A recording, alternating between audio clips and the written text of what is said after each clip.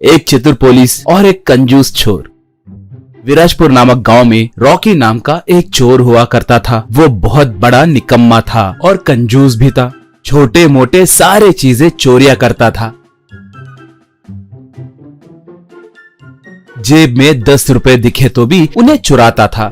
थोड़े दिनों के बाद राखी अपने दोस्त जित्तू से जाकर मिला। जित्तू से राखी, यार मुझे एक अद्भुत उपाय सुझा है। वो ये है कि टी के टपरियों के पास, कोल्ड ड्रिंक के दुकानों के पास, टिफिन के ठेलों के पास बाहर फोन पे गूगल पे करने के लिए क्यूआर कोड स्कैनर सकते हैं ना, उनके ऊपर हमारे बैंक अकाउंट के क्यूआर कोड ले जाकर चिपकाए तो क्या होगा जानते हो? कहा। बाप रे, अगर पकड़े गए तो? रॉकी, देखो दूसरे राज्यों में थोड़े नकली अकाउंट खोलेंगे, उसके बाद उस बैंक के कर्मचारी के नाम पे थोड़े क्यूआर स्कैनर कोड छपवाएंगे, उन्हें जो भी दुकान दिखे वहाँ पर चिपका देंगे। सिर्फ एक जगह ही नहीं, हो सके तो पूरे देश में चिपका देंगे। 100-200 रुपए ही जाएंगे ना, कोई उनकी ज्यादा परवाह नहीं करेगा। अगर ये वर्कआउट हुआ तो हमारी किस्मत बदल जाएगी, हमारे पास पैसा ही पैसा होगा। कहा। जित्तू तब, वाह, मेरी जिंदगी में कभी भी इतना लालची आइडिया मैंने नहीं सुना, मगर पैसे भी ज्यादा मिलते हैं ना, मेरे लिए ओके है। कहा।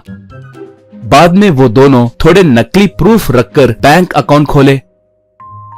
उसके बाद उन नकली अकाउंट के नाम पे सैकड़ों क्यूआर कोड स्कैनर प्रिंट करवाकर रात के समय घूमते हुए उन क्यूआर कोड स्टिकर्स को सारे जगह चिपकाने लगे।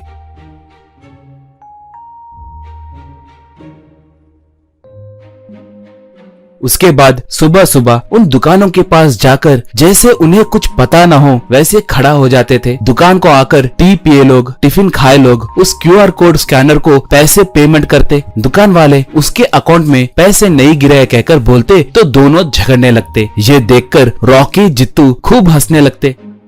ऐसे वो लोग रात के समय दूसरे शहरों को भी जाकर वो क्यूआर कोड स्टिकर्स चिपकाने लगे। इससे उन्हें बहुत पैसे मिलने लगे। वो लोग खूब अय्याशी करने लगे।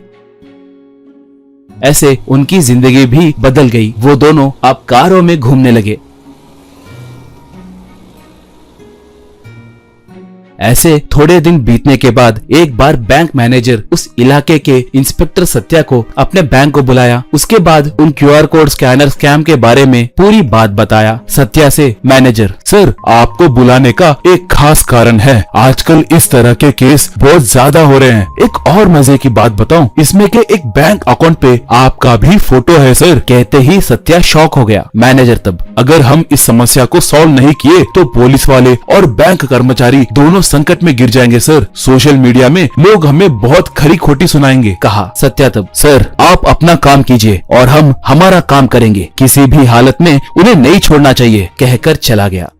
उसके बाद सत्या उसके पहचानत के साइबर टीम एक्सपर्ट से मिलकर उनसे पूरी बात बताया। तब वो एक्सपर्ट, सर ये सब स्कैनर्स का काम है। वो एक बार ही बैंक को जाते हैं, सारे नकली प्रूफ रखते हैं, उन्हें पकड़ना मुश्किल है सर। अगर रूल को फॉलो करके इन्वेस्टिगेशन करना हो तो बहुत मुश्किल होगा सर। कहा। अब सत्या विवश होकर वहाँ से आ गया। उस दिन अपने असिस्टेंट मंजू के मोबाइल फोन को लेकर जित्तू वालों को फोन पे ऐप से, मैंने आपका हुनर देखा है, बहुत अद्भुत है, हमारे पास करोड़ों रुपए कमाने का एक आइडिया है, अगर हम एक बार मिले तो हम इस पूरे देश के अमीर आदमी बन सकते हैं, कहकर एक मैसेज किया। उसके बाद एक लड़की की तस्वीर का लिंक भेजा, मोबाइल नंबर भी भेजा। जित्तू एक कॉफी के दुकान में मैसेज को देखकर रॉकी से ये बात बताया। रॉकी तब, यार संभल कर रहना, कभी कभी ये पुलिस वालों का जाल भी हो सकता है। कहा। तो वो क्या करना है कहकर सोचने लगे।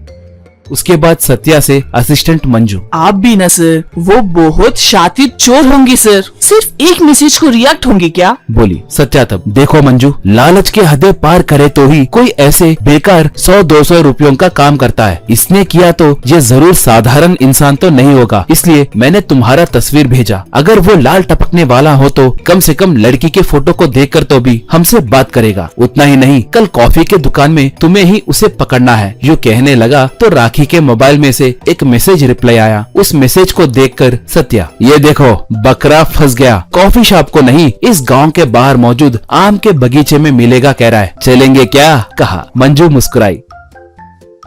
अगले दिन प्लान के मुताबिक मंजू जाकर आम के बगीचे में इंतजार करने लगी। वहाँ पर जित्तू और रॉकी एक कीमती कार में आए। मंजू को देखकर वो दोनों बहुत खुश होने लगे। उन दोनों को देखकर मंजू एक रिवॉल्वर निकालकर निशाना साधी। बस वो दोनों एकदम से दंग हो गए। पुलिस वाले उन्हें घेर कर अरेस्ट करके ले गए और खूब मारे।